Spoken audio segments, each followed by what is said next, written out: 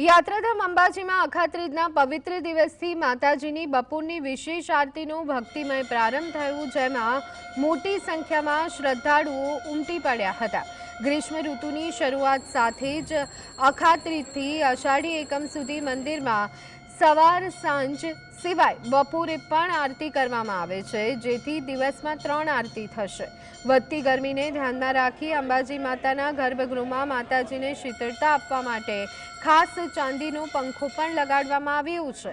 નોંધનીય છે કે સમયગાળા દરમિયાન મંદિરમાં અન્નકૂટ યોજવામાં આવશે નહીં। આ પરંપરા મુજબ અષાઢી એકમ સુધી બપોરની આરતીનો લાભ લેવા દૂર દૂરથી માઈ ભક્તો અંબાજી પહોંચી રહ્યા છે।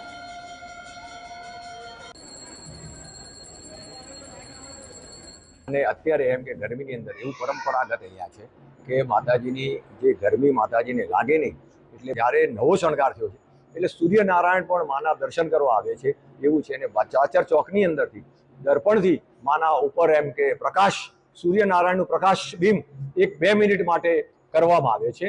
એક અદ્ભુત દ્રશ્ય છે અને આપણે એમ કે લાગે કે માતાજી જાણે આમ સોળે કળાએ ખીલેલા